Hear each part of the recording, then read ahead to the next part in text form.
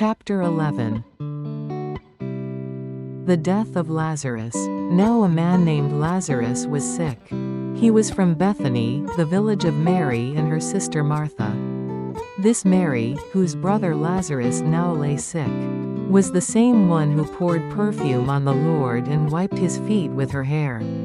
So the sisters sent word to Jesus, "Lord, the one you love is sick." When he heard this, Jesus said, "This sickness will not end in death. No, it is for God's glory, so that God's Son may be glorified through it." Now Jesus loved Martha and her sister and Lazarus. So when he heard that Lazarus was sick, he stayed where he was 2 more days. And then he said to his disciples, "Let us go back to Judea." "But Rabbi," they said, "a short while ago, the Jews there tried to stone you, and yet you are going back?" Jesus answered, "Are there not 12 hours of daylight? Anyone who walks in the daytime will not stumble, for they see by this world's light. It is when a person walks at night that they stumble, for they have no light." After he had said this, he went on to tell them, "Our friend Lazarus has fallen asleep, but I am going there to wake him up." His disciples replied, "Lord, if he sleeps, he will get better." Jesus had been speaking of his death, but his disciples thought he meant natural sleep.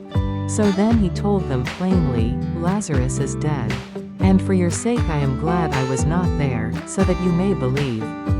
But let us go to him." Then Thomas, also known as Didymus, said to the rest of the disciples, "Let us also go, that we may die with him." Jesus comforts the sisters of Lazarus. On his arrival, Jesus found that Lazarus had already been in the tomb for 4 days. Now Bethany was less than 2 miles from Jerusalem, and many Jews had come to Martha and Mary to comfort them in the loss of their brother. When Martha heard that Jesus was coming, she went out to meet him, but Mary stayed at home.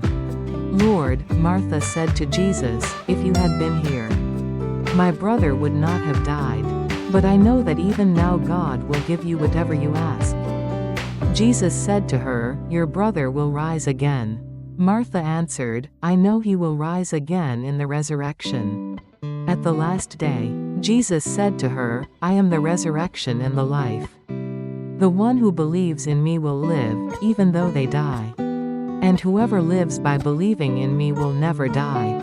Do you believe this?" "Yes, Lord," she replied, "I believe that you are the Messiah, the Son of God, who is to come into the world." After she had said this, she went back and called her sister Mary aside. "The teacher is here," she said, "and is asking for you." When Mary heard this, she got up quickly and went to him. Now Jesus had not yet entered the village, but was still at the place where Martha had met him. When the Jews who had been with Mary in the house, comforting her, noticed how quickly she got up and went out, they followed her, supposing she was going to the tomb to mourn there. When Mary reached the place where Jesus was and saw him, she fell at his feet and said, "Lord, if you had been here, my brother would not have died."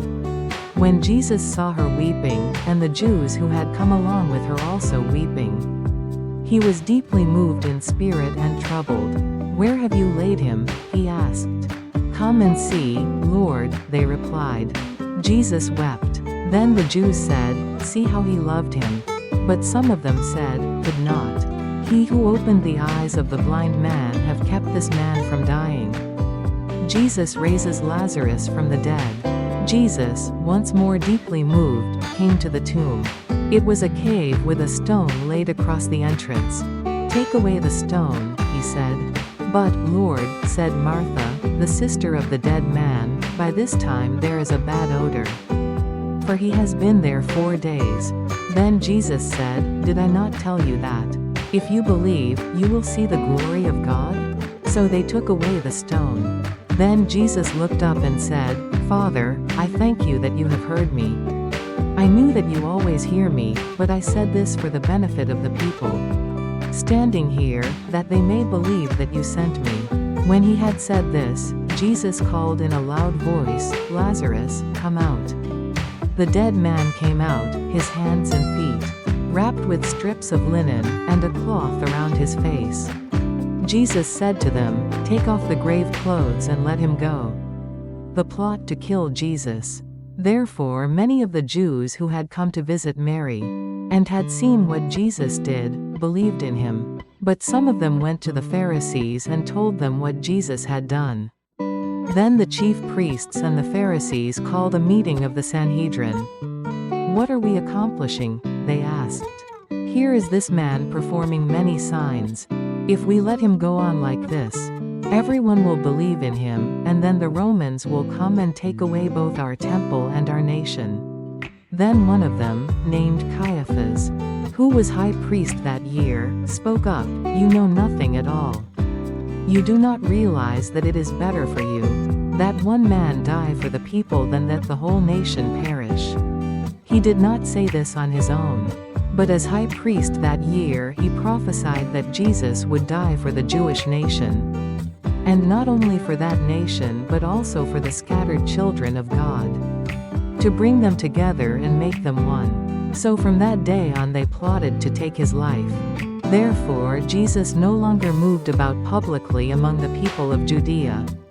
Instead he withdrew to a region near the wilderness, to a village called Ephraim, where he stayed with his disciples. When it was almost time for the Jewish Passover, many went up from the country to Jerusalem for their ceremonial cleansing before the Passover. They kept looking for Jesus, and as they stood in the temple courts, they asked one another, "What do you think? Isn't he coming to the festival at all?" But the chief priests and the Pharisees had given orders that anyone who found out where Jesus was should report it so that they might arrest him.